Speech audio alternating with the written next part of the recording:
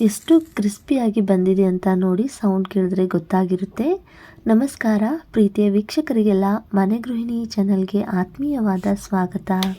ನೋಡ್ತಾ ಇರೋ ಹಾಗೆ ಪದ್ರ ಆಗಿರುವಂತಹ ತುಂಬಾ ಕ್ರಿಸ್ಪಿ ಆಗಿರುವಂತಹ ಈ ಒಂದು ಸ್ನ್ಯಾಕ್ಸ್ ರೆಸಿಪಿ ಗೋಧಿ ಹಿಟ್ಟು ಹಾಗೇನೆ ಮೆಂತ್ಯ ಸೊಪ್ಪನ್ನು ಬಳಸಿ ತಿಂಗಳುಗಟ್ಟಲೆ ಸ್ಟೋರ್ ಮಾಡಿ ಇಟ್ಟುಕೊಳ್ಳುವಂತಹ ಒಂದು ಸೂಪರ್ ಆದಂತಹ ಸ್ನ್ಯಾಕ್ ರೆಸಿಪಿಯನ್ನ ಮಾಡಿ ತೋರಿಸ್ತಾ ಇದ್ದೀನಿ. ವಿಡಿಯೋನ ಸ್ಕಿಪ್ ಮಾಡದೆ ಪೂರ್ತಿಯಾಗಿ ನೋಡಿ ಅಂತ ರಿಕ್ವೆಸ್ಟ್ ಮಾಡ್ತಾ, ಮೊದಲಿಗೆ ನಾನಿಲ್ಲಿ 1 ಬಟ್ಲಾಗುವಷ್ಟು ಮೆಂತ್ಯ ಸೊಪ್ಪನ್ನು ಚೆನ್ನಾಗಿ ತೊಳೆದು ಸಣ್ಣದಾಗಿ ಇಲ್ಲಿ ಕಟ್ ಮಾಡಿ ತಗೊಂಡಿದ್ದೀನಿ. ಈ ಕಡೆ ಗ್ಯಾಸ್ ಸ್ಟವ್ ಆನ್ ಮಾಡಿ ಒಂದು ಕಡಾಯಿಗೆ ಒಂದು ಅರ್ಧ ಚಮಚ ಆಗುವಷ್ಟು ತುಪ್ಪನ ಸೇರಿಸಿದ್ದೀನಿ. ಹಾಗೆಯೇ ಇವಾಗ ಕಟ್ ಮಾಡಿ ತಗೊಂಡಂತಹ ಮೆಂತ್ಯ ಸೊಪ್ಪನ್ನು ಸೇರಿಸಿ ಒಂದು ಸ್ವಲ್ಪ ಇದನ್ನು ನಾವು ಬಾಡಿಸ್ಕೊಳ್ಬೇಕಾಗುತ್ತೆ. ಇಲ್ಲಿ ತುಪ್ಪ ಬದಲಿಗೆ ನೀವು ಎಣ್ಣೆ ಕೂಡ ಯೂಸ್ ಮಾಡ್ಕೊಳ್ಬಹುದು. ಇವಾಗಂತೂ ಮೆಂತ್ಯ ಸೊಪ್ಪು ಜಾಸ್ತಿಯಾಗಿ ಬರ್ತಾ ಇದೆ. ಖಂಡಿತ ಈ ರೆಸಿಪಿಯನ್ನು ಟ್ರೈ ಮಾಡಿ ನೋಡಿ. ಚಳಿಗಾಲಕ್ಕೂ ಕೂಡ ಇದು ಉತ್ತಮವಾದಂತಹ ರೆಸಿಪಿ ಅಂತಲೇ ಹೇಳ್ಬೋದು. ಮೆಂತ್ಯ ಸೊಪ್ಪು ನೀರಿನ ಅಂಶ ಎಲ್ಲ ಹೊರಟೋಗಿ ಒಂದು ಸ್ವಲ್ಪ ಇದು ಡ್ರೈ ಆಗಬೇಕು. ಅಲ್ಲಿವರೆಗೂ ಇದನ್ನು ನಾವು ಫ್ರೈ ಮಾಡಿಕೊಂಡು ಸ್ಟವ್ನ ಆಫ್ ಮಾಡಿ ಸ್ವಲ್ಪ ಇದನ್ನು ತಣ್ಣಗಾಗಲು ಬಿಡ್ತಾ ಇದ್ದೀನಿ. ಅಷ್ಟರಲ್ಲಿ ಈ ಕಡೆ ನಾನು ಇನ್ನೊಂದು ಪಾತ್ರೆಗೆ 1.5 ಬಟ್ಲಾಗುವಷ್ಟು ಗೋಧಿ ಹಿಟ್ಟನ್ನು ತಗೊಳ್ತಾ ಇದ್ದೀನಿ. ಹಾಗೆಯೇ ಒಂದು ಅರ್ಧ ಬಟ್ಲಾಗುವಷ್ಟು ಸಣ್ಣ ರವೆ, ಮಾಮೂಲಾಗಿ ನಾವು ಉಪ್ಪಿಟ್ಟು ಮಾಡುವಂಥ ಸಣ್ಣ ರವೆ, ಬಾಂಬೆ ರವೆನ ನಾನಿಲ್ಲಿ ಸೇರಿಸ್ತಾ ಇದ್ದೀನಿ. ರವೆ ಹಾಕೋದ್ರಿಂದ ಒಂದು ಸ್ವಲ್ಪ ಕ್ರಿಸ್ಪಿನೆಸ್ ಅನ್ನೋದು ಬರುತ್ತೆ. ನಂತರ ಇಲ್ಲಿ ಒಂದು ಅರ್ಧ ಚಮಚ ಆಗುವಷ್ಟು ಕಾಳು ಮೆಣಸನ್ನು ಸ್ವಲ್ಪ ಅರ್ಧಂಬರ್ಧ ಜಜ್ಜಿ ಸೇರಿಸಿದ್ದೀನಿ. ಇಲ್ಲಿ ಪೌಡ್ರನ್ನು ಸೇರ್ಸೋಕ್ಕೆ ಹೋಗಬೇಡಿ, ಕಾಳು ಮೆಣಸನ್ನೇ ಒಂದು ಸ್ವಲ್ಪ ಜಜ್ಜಿ ಸೇರಿಸಿ. ನಂತರ ಒಂದು ಸ್ವಲ್ಪ ಅರಿಶಿನ ಹಾಗೆಯೇ ಒಂದು ಸ್ವಲ್ಪ ಖಾರಕ್ಕೆ ಒಂದು ಅರ್ಧ ಚಮಚ ಆಗುವಷ್ಟು ಅಚ್ಚ ಖಾರದ ಪುಡಿನ ಸೇರಿಸಿ, ನಂತರ ರುಚಿಗೆ ತಕ್ಕಷ್ಟು ಉಪ್ಪನ್ನು ಸೇರಿಸ್ತಾ ಇದ್ದೀನಿ. ಹಾಗೆಯೇ ಇವಾಗ ಒಂದು ಸ್ವಲ್ಪ ಬಿಳಿ ಎಳ್ಳನ್ನು ಕೂಡ ಸೇರಿಸ್ತಾ ಇದ್ದೀನಿ. 1-2 ಚಮಚ ಆಗುವಷ್ಟು ಬಿಳಿ ಎಳ್ಳನ್ನು ಸೇರಿಸಿ ತುಂಬ ಚೆನ್ನಾಗಿರುತ್ತೆ ಟೇಸ್ಟು. ಹಾಗೆಯೇ ಒಂದು ಸ್ವಲ್ಪ ಅಜ್ವೇನವನ್ನು ಈ ಥರ ಕೈನಲ್ಲಿ ಉಜ್ಜಿ ಸೇರಿಸ್ತಾ ಇದ್ದೀನಿ. ಅಜ್ವೇನವನ್ನು ಕೆಲವೊಬ್ಬರು ಓಂ ಕಾಳು ಅಂತಲೂ ಕೂಡ ಕರೀತಾರೆ. ಸ್ವಲ್ಪ ಕೈನಲ್ಲಿ ಉಜ್ಜಿ ಸೇರಿಸೋದ್ರಿಂದ ಅಜ್ವೇನದ ಘಮ ಇನ್ನೂ ಹೆಚ್ಚಾಗುತ್ತೆ. ಒಂದು ಸ್ವಲ್ಪ ಜೀರಿಗೆ ಹಾಗೆಯೇ 1/4 ಚಮಚ ಆಗುವಷ್ಟು ಸಕ್ಕರೆ ಪುಡಿನ ಸೇರಿಸಿದ್ದೀನಿ. ಸಕ್ಕರೆ ಬೇಡ ಅಂದರೆ ನೀವು ಸ್ಕಿಪ್ ಮಾಡ್ಬೋದು. ಸ್ವಲ್ಪ ಸಕ್ಕರೆ ಬಳಸೋದ್ರಿಂದ ಮೆಂತ್ಯ ಸೊಪ್ಪಿನ ಕಹಿ ಅಂಶವನ್ನು ಇದು ಕಡಿಮೆ ಮಾಡುತ್ತೆ. ಎಲ್ಲನೂ ಕೂಡ ಒಂದ್ಸತಿ ಚೆನ್ನಾಗಿ ಮಿಕ್ಸ್ ಮಾಡ್ಕೊಳ್ತಾ ಇದ್ದೀನಿ. ನಂತರ ಇದಕ್ಕೆ 1-1.5 ಚಮಚ ಆಗುವಷ್ಟು ಅಡುಗೆ ಎಣ್ಣೆನ ಸೇರಿಸ್ತಾ ಇದ್ದೀನಿ. ಇಲ್ಲಿ ಎಣ್ಣೆ ಬದಲಿಗೆ ನೀವು ತುಪ್ಪ ಕೂಡ ಬೆರೆಸ್ಬೋದು. ಪೂರ್ತಿಯಾಗಿ ಹಿಟ್ಟಿನಲ್ಲಿ ಎಣ್ಣೆನ ಚೆನ್ನಾಗಿ ಮಿಕ್ಸ್ ಮಾಡ್ಕೊಳ್ಬೇಕಾಗುತ್ತೆ. ಚೆನ್ನಾಗಿ ಕಲಿಸ್ಕೊಂಡ್ಮೇಲೆ ಹಿಟ್ಟನ್ನು ಒಂದು ಸ್ವಲ್ಪ ನೀವು ಮುಟ್ಟಿಗೆ ಮಾಡಿ ನೋಡಿ. ಮುಟ್ಟಿಗೆ ಬರ್ತಾ ಇದೆ ಅಂದರೆ ಎಣ್ಣೆ ಕೂಡ ಕರೆಕ್ಟಾಗಿದೆ ಹಿಟ್ಟಿನಲ್ಲಿ. ಇದರಿಂದ ನಾವು ಮಾಡುವಂತಹ ರೆಸಿಪಿ ಸ್ವಲ್ಪ ಕುರುಕುರು ಆಗಿ ರೆಡಿ ಆಗುತ್ತೆ. ಹಾಗೆಯೇ ಇವಾಗ ಮುಂಚೆನೇ ನಾನು ಹುರಿದಿಟ್ಟಂಥ ಮೆಂತ್ಯ ಸೊಪ್ಪನ್ನು ಸೇರಿಸ್ತಾ ಇದ್ದೀನಿ. ಇದು ಪೂರ್ತಿ ತಣ್ಣಗಾದ್ಮೇಲೆ ನಾನಿಲ್ಲಿ ಸೇರಿಸ್ತಾ ಇರೋದು. ಮೆಂತ್ಯ ಸೊಪ್ಪನ್ನು ಪುನಃ ಈ ಹಿಟ್ಟಿನಲ್ಲಿ ಚೆನ್ನಾಗಿ ಮಿಕ್ಸ್ ಮಾಡ್ಕೊಳ್ಬೇಕಾಗುತ್ತೆ. ಒಂದು ಸ್ವಲ್ಪ ಕೈನಲ್ಲಿ ಇದನ್ನು ಬಿಡಿ ಬಿಡಿಯಾಗಿ ಮಾಡ್ಕೊಳ್ತಾ ಚೆನ್ನಾಗಿ ಇದನ್ನು ಹಿಟ್ಟಿನಲ್ಲಿ ಮಿಕ್ಸ್ ಮಾಡ್ಕೊಳ್ತಾ ಇದ್ದೀನಿ. ಸೊಪ್ಪು ಹುರಿದಾಗ ಅಂಟ್ಕೊಂಡಿರೋ ಥರ ಆಗಿರುತ್ತೆ. ಹಾಗಾಗಿ ಈ ಥರ ಕೈನಲ್ಲಿ ಬಿಡಿಸ್ಕೊಂಡು ಚೆನ್ನಾಗಿ ಇದನ್ನು ಮಿಕ್ಸ್ ಮಾಡ್ಕೊಂಡ ನಂತರ ಸ್ವಲ್ಪನೇ ನೀರನ್ನು ಸೇರಿಸ್ತಾ ಸಾಫ್ಟಾಗಿ ಹಿಟ್ಟನ್ನು ನಾದ್ಕೊಳ್ಬೇಕಾಗುತ್ತೆ. ಮಾಮೂಲಾಗಿ ಚಪಾತಿ ಹಿಟ್ಟಿನ ಹದಕ್ಕೆ ಇದನ್ನು ಕಲಿಸ್ಕೊಳ್ಬೇಕಾಗುತ್ತೆ.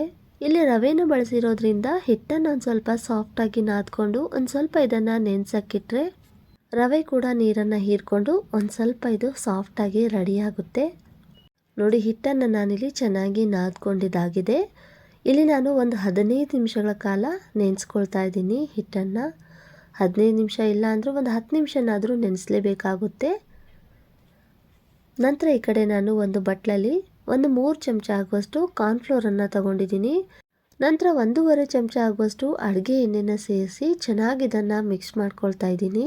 ಇಲ್ಲಿ ಕಾರ್ನ್ಫ್ಲೋರ್ ಬದಲಿಗೆ ಅಕ್ಕಿ ಹಿಟ್ಟು, ಮೈದಾ ಹಿಟ್ಟನ್ನು ಕೂಡ ಉಪಯೋಗಿಸಬಹುದು. ಜಾಸ್ತಿ ಎಣ್ಣೆಯನ್ನು ಹಾಕಕ್ಕೆ ಹೋಗ್ಬೇಡಿ, ಸ್ವಲ್ಪ ಎಣ್ಣೆನ ಸೇರಿಸಿ ಚೆನ್ನಾಗಿ ಇದನ್ನು ಮಿಕ್ಸ್ ಮಾಡ್ಕೊಳ್ಬೇಕು. ಒಂದು ರೀತಿಯಾದಂಥ ಬೆಣ್ಣೆ ಥರ ಪೇಸ್ಟ್ ರೀತಿಯಲ್ಲಿ ಇದನ್ನು ನಾವು ಕಲಿಸ್ಕೊಳ್ಬೇಕಾಗುತ್ತೆ.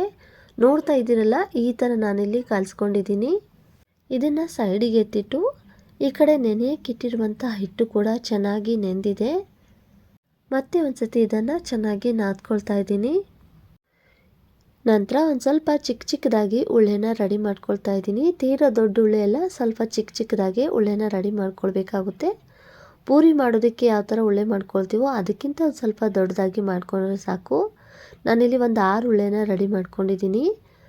ಒಂದು ಉಳ್ಳೆನ ಒಣ ಗೋಧಿ ಹಿಟ್ಟಿನಲ್ಲಿ ಅದ್ದಿ ಇದನ್ನಿವಾಗ ಒಂದಷ್ಟು ಅಗಲಕ್ಕೆ ಲಟ್ಟಿಸ್ತಾ ಇದ್ದೀನಿ. ತೀರ ದಪ್ಪದಾಗೆ ಅಲ್ಲ, ಒಂದು ಸ್ವಲ್ಪ ಆದಷ್ಟು ತೆಳುವಾಗಿ ಇದನ್ನು ಲಟ್ಟಿಸ್ತಾ ಇದ್ದೀನಿ.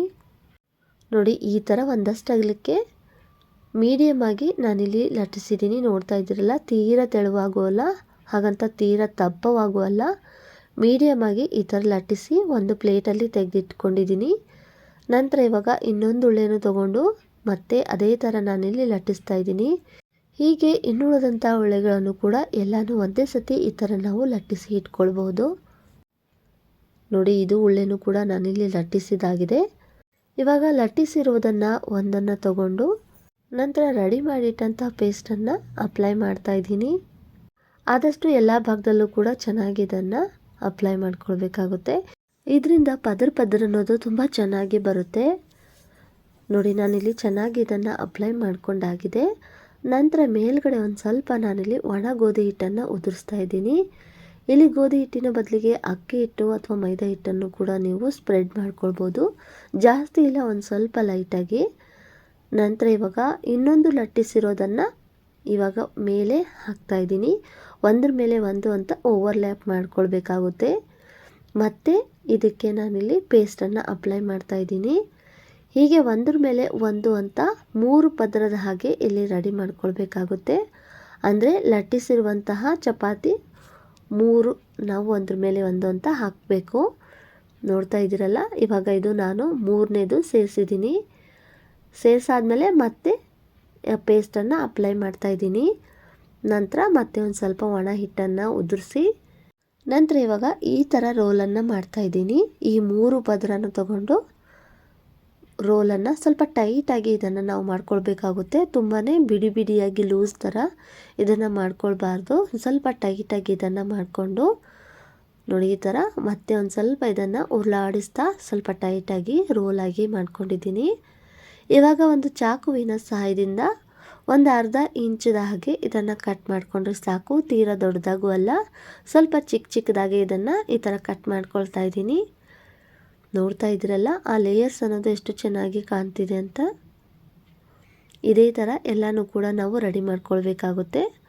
ಒಂದು ಸ್ವಲ್ಪ ನಾನಿಲ್ಲಿ ಕೈನಿಂದ ರೌಂಡ್ ಆಕಾರಕ್ಕೆ ಇದನ್ನು ಶೇಪ್ ಮಾಡ್ತಾ ಇದ್ದೀನಿ. ಯಾವ ಶೇಪಲ್ಲೂ ಮಾಡಿದ್ರೂ ಕೂಡ ಇದು ಸೂಪರಾಗಿ ಬರುತ್ತೆ, ಟೇಸ್ಟ್ ಮಾತ್ರ. ಎಲ್ಲನೂ ಕೂಡ ನಾನಿಲ್ಲಿ ಕಟ್ ಮಾಡಿ ರೆಡಿ ಮಾಡಿಟ್ಟಿದ್ದೀನಿ. ಇವಾಗ ಏನು ಕಟ್ ಮಾಡಿರ್ತೀವಲ್ವ ಆ ಚಿಕ್ಕುಳ್ಳೆನ ಒಂದು ಸ್ವಲ್ಪ ಲೈಟಾಗಿ ಬೆಳ್ಳುಣಿಗೆನ ತಗೊಂಡು ಹಗುರಕ್ಕೆ ಇದನ್ನು ನಾವು ತೀಡಬೇಕಾಗುತ್ತೆ. ತೀರ ಭಾರವಾಗಿ ಇದನ್ನು ತೀಡಕ್ಕೆ ಹೋಗಬಾರ್ದು. ಹಗುರಕ್ಕೆ ಸುಮ್ಮನೆ ನಾವು ಉರುಳಾಡಿಸ್ತಾ ಇದ್ದೀವಿ ಅದ್ರ ಮೇಲೆ ಅನ್ನೋ ಥರ ಅಷ್ಟು ಹಗುರಕ್ಕೆ ಇದನ್ನು ಲಟ್ಟಿಸಿದರೆ ಸಾಕು. ತೀರಾ ಏನು ತೆಳುವಾಗುವಲ್ಲ, ಒಂದು ಸ್ವಲ್ಪ ಲೈಟಾಗಿ ಇದನ್ನು ಲಟ್ಟಿಸಿದ್ರೂ ಸಾಕು. ನೋಡ್ತಾ ಇದ್ರಲ್ಲ, ಈ ಥರ. ಹೀಗೆ ನಾನಿಲ್ಲಿ ಒಂದಷ್ಟನ್ನು ಲಟ್ಟಿಸಿದ್ದೀನಿ. ಇವಾಗ ಇದನ್ನು ಡೀಪ್ ಫ್ರೈ ಮಾಡ್ಕೊಳ್ತಾ ಇದ್ದೀನಿ. ಈ ಕಡೆ ಸ್ಟವ್ನ ಆನ್ ಮಾಡಿ ಕಡಾಯಿಗೆ ಒಂದು ಸ್ವಲ್ಪ ಎಣ್ಣೆನ ಸೇರಿಸಿ, ಎಣ್ಣೆ ಜಾಸ್ತಿ ಬಿಸಿ ಇರಬಾರ್ದು, ಒಂದು ಮೀಡಿಯಮ್ ಆಗಿ ಇದು ಬಿಸಿ ಇದ್ದರೆ ಸಾಕು. ಈ ಲಟ್ಟಿಸಿರೋದನ್ನು ಒಂದೊಂದಾಗಿ ನಾನಿಲ್ಲಿ ಸೇರಿಸ್ತಾ ಇದ್ದೀನಿ. ಮೀಡಿಯಂ ಫ್ಲೇಮ್ನಲ್ಲಿ ಚೆನ್ನಾಗಿ ಇದನ್ನು ಫ್ರೈ ಮಾಡ್ಕೊಳ್ಬೇಕಾಗುತ್ತೆ. ಒಂದು ಸ್ವಲ್ಪ ಕಲರ್ ಚೇಂಜ್ ಆಗೋವರೆಗೂ ಇದನ್ನು ನಾವು ತಕ್ಷಣಕ್ಕೆ ತಿರುವು ಹಾಕೋಕ್ಕೆ ಹೋಗಬಾರ್ದು. ಅದು ಫ್ರೈ ಆಗ್ತಾ ಮೇಲ್ಗಡೆ ಬರಬೇಕು. ನಂತರ ಇದನ್ನು ನಾವು ತಿರುವು ಹಾಕ್ಕೊಂಡ್ರೆ ಸಾಕು. ಒಂದೇ ಸತಿಗೆ ಜಾಸ್ತಿ ಹಾಕೊಳ್ಳೋಕೆ ಹೋಗಬೇಡಿ. ಎಷ್ಟು ಹಿಡಿಯುತ್ತೆ ಅಂತ ನೋಡಿಕೊಂಡು ಇದನ್ನು ನಾವು ಸೇರಿಸಿ ಫ್ರೈ ಮಾಡ್ಕೊಳ್ಬೇಕಾಗುತ್ತೆ. ಇಲ್ಲಿ ನಾನು ದಪ್ಪ ತಳ ಇರುವಂಥ ಪಾತ್ರೆ ತಗೊಂಡಿರೋ ಕಾರಣಕ್ಕೆ ಗ್ಯಾಸನ್ನು ಮೀಡಿಯಮ್ ಟು ಲೋ ಮಾಡ್ತಾ ಇದನ್ನು ಫ್ರೈ ಮಾಡ್ಕೊಂಡಿದ್ದೀನಿ. ನೋಡ್ತಾ ಇದ್ದೀರಲ್ಲ, ನಾನಿಲ್ಲಿ ಸ್ವಲ್ಪ ಲೈಟಾಗಿ ಹೊಂಬಣ್ಣಕ್ಕೆ ಬರೋ ತನಕ ಇದನ್ನು ಫ್ರೈ ಮಾಡ್ಕೊಂಡಿದ್ದೀನಿ. ಇನ್ನುಳಿದಂಥ ಎಲ್ಲ ಎಲೆಗಳನ್ನು ಕೂಡ ಇದೇ ಥರ ನಾನಿಲ್ಲಿ ಫ್ರೈ ಮಾಡ್ಕೊಳ್ತಾ ಇದ್ದೀನಿ. ಇದನ್ನು ಖಾರಿ ರೆಸಿಪಿ ಅಂತಲೂ ಕೂಡ ಕರಿಬೋದು. ತುಂಬಾ ಚೆನ್ನಾಗಿರುತ್ತೆ ಟೇಸ್ಟ್ ಮಾತ್ರ. ಈ ಥರ ನೀವು ಎಣ್ಣೆಯಲ್ಲಿ ಡೀಪ್ ಫ್ರೈ ಮಾಡ್ತಿರ್ಬೇಕಾದ್ರೆ ಮನೆ ತುಂಬ ಪರಿಮಳದಿಂದ ತುಂಬಿರುತ್ತೆ. ಅಕ್ಕಪಕ್ಕ ಮನೆಯದವರು ಕೇಳ್ತಾರೆ, ಏನು ಮಾಡ್ತಾಯಿದ್ರಿ, ತುಂಬ ಚೆನ್ನಾಗಿ ಒಂದು ರೀತಿಯಾದಂಥ ಘಮ ಬರ್ತಾಯಿದೆ ಅಂತಾರೆ. ಸೌಂಡ್ ಕೇಳಿದ್ರೆ ನಿಮಗೆ ಗೊತ್ತಾಗಿರುತ್ತೆ. ನೋಡ್ತಾ ಇದ್ದೀರಲ್ಲ, ಎಷ್ಟು ಸೂಪರಾಗಿ ಕ್ರಿಸ್ಪಿಯಾಗಿ ಯಾವುದೇ ಥರದ ಬೇಕ್ರಿ ಸ್ನ್ಯಾಕ್ಸ್ಗಿಂತನೂ ಕೂಡ ಕಡಿಮೆ ಇಲ್ಲ ಅನ್ಬೋದು. ಖಂಡಿತ ಈ ರೆಸಿಪಿಯನ್ನು ಟ್ರೈ ಮಾಡಿ ನೋಡಿ.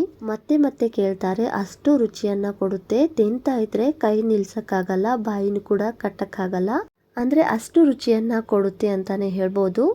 ತುಂಬಾ ಚೆನ್ನಾಗಿರುತ್ತೆ ಈ ಮೆಂತ್ಯ ಸೊಪ್ಪಿನ ಮತ್ತು ಗೋಧಿ ಹಿಟ್ಟಿನಿಂದ ಮಾಡಿರುವಂಥ ಸೂಪರ್ ಸ್ನ್ಯಾಕ್ ರೆಸಿಪಿ. ಪ್ರತಿಯೊಂದು ಕೂಡ ಅಷ್ಟೇ ತುಂಬಾ ಚೆನ್ನಾಗಿ ಪದರಾಗಿ ತಯಾರಾಗುತ್ತೆ. ನೋಡ್ತಾ ಇದ್ದೀರಲ್ಲ ಯಾವ ಥರ ಇದು ಪದ್ರ ಅನ್ನೋದು ರೆಡಿಯಾಗಿದೆ ಅಂತ. ನೋಡಿ ಎಷ್ಟು ಪಳ್ಳಾಗಿ ಬಂದಿದೆ ಅಂತ. ತುಂಬಾ ಗರ್ಗರಿಯಾಗಿದೆ. ತಿಂತಾ ಇದ್ರೆ ಮಾತ್ರ ಹಾಗೇನೆ ಕುರುಮ್ ಅಂತ ತಿಂದು ಖಾಲಿ ಮಾಡಿಬಿಡ್ತಾರೆ ಡಬ್ಬಿನ. ಅಷ್ಟು ಚೆನ್ನಾಗಿರುತ್ತೆ. ಈ ಮೆಂತ್ಯ ಸೊಪ್ಪಿನ ಸೀಸನ್ನಲ್ಲಿ ಒಂದ್ಸತಿ ನೀವು ಟ್ರೈ ಮಾಡಿ ನೋಡಿ. ಖಂಡಿತವಾಗ್ಲೂ ಮಕ್ಕಳಿಂದ ದೊಡ್ಡೋರವರೆಗೂ ಕೂಡ ಇಷ್ಟಪಟ್ಟು ತಿಂತಾರೆ. ಮೆಂತ್ಯ ಸೊಪ್ಪು ಹಾಕಿರೋದ್ರಿಂದ ಕಹಿ ಆಗುತ್ತೆ ಅನ್ನೋ ಡೌಟೇ ಬೇಡ. ಮೆಂತ್ಯ ಸೊಪ್ಪನ್ನು ನೀವು ಕಡಿಮೆ ಉಪಯೋಗಿಸಿ. ಉಪ್ಪು ಖಾರ ಎಲ್ಲವೂ ಕೂಡ ನೀವು ಕರೆಕ್ಟಾಗಿ ಹಾಕಿದ್ರೆ ಕಹಿ ಅನ್ನೋ ಮಾತೆ ನಿಮಗೆ ಸಿಗೋದಿಲ್ಲ. ಅಷ್ಟು ಚೆನ್ನಾಗಿ ಈ ಒಂದು ಮೆಂತ್ಯ ಸೊಪ್ಪಿನ ಮತ್ತು ಗೋಧಿ ಹಿಟ್ಟಿನಿಂದ ಮಾಡಿರುವಂಥ ಖಾರಿ ರೆಸಿಪಿ ಅಂತಲೂ ಕೂಡ ಕರಿಬೋದು. ತುಂಬ ಚೆನ್ನಾಗಾಗುತ್ತೆ. ಒಮ್ಮೆ ಟ್ರೈ ಮಾಡಿ ನೋಡಿ. ಮೆಂತ್ಯ ಸೊಪ್ಪು ಕಹಿ ಬರುತ್ತೆ ಬೇಡಪ್ಪ ಅಂತ ಅನ್ನೋರಾದರೆ ಮೆಂತ್ಯ ಸೊಪ್ಪನ್ನು ನೀವು ಸ್ಕಿಪ್ ಮಾಡಿ ಕೂಡ ಮಾಡ್ಕೊಳ್ಬೋದು. ಮೆಂತ್ಯ ಸೊಪ್ಪು ಒಂದನ್ನು ಸ್ಕಿಪ್ ಮಾಡಿ ಮೆಂತ್ಯ ಸೊಪ್ಪಿನ ಬದಲಿಗೆ ನೀವು ಇಲ್ಲಿ ಕರಿಬೇವೆಲ್ಲನೂ ಕೂಡ ಸೇರಿಸಿ ಮಾಡ್ಕೊಳ್ಳಿ. ಅದು ಕೂಡ ತುಂಬ ಚೆನ್ನಾಗಿರುತ್ತೆ. ಸ್ವಲ್ಪ ನಿಮಗೆ ಲೈಟಾಗಿ ಯೆಲ್ಲೋ ಕಲರಲ್ಲೇ ಬೇಕು ಅಂದರೆ ಬೇಗನೆ ತೆಕ್ಕೊಳ್ಬಹುದು. ಒಂದು ಸ್ವಲ್ಪ ಈ ಥರ ಲೈಟಾಗಿ ಹೊಂಬಣ್ಣದ ಕಲರ್ ಬರೋವರೆಗೂ ಫ್ರೈ ಮಾಡ್ಕೊಂಡಿದ್ದೀನಿ. ನೋಡಿದ್ರಲ್ಲ ಸ್ನೇಹಿತರೆ, ಇವತ್ತಿನ ದಿವಸ ಮಾಡಿರುವಂತಹ ಈ ಒಂದು ಸ್ನ್ಯಾಕ್ ರೆಸಿಪಿ ಸ್ವಲ್ಪನಾದರೂ ನಿಮ್ಗೆ ಇಷ್ಟ ಆಗಿದ್ರೆ ಇವತ್ತಿನ ರೆಸಿಪಿಗಳಿಗೆ ಲೈಕ್ ಮಾಡಿ, ಶೇರ್ ಮಾಡಿ, ಕಮೆಂಟ್ ಮಾಡಿ. ಹಾಗೆಯೇ ಮನೆ ಗೃಹಿಣಿ ಚಾನಲ್ನು ಕೂಡ ಸಬ್ಸ್ಕ್ರೈಬ್ ಮಾಡಿಕೊಂಡು ಸಪೋರ್ಟ್ ಮಾಡಿ. ಧನ್ಯವಾದಗಳು.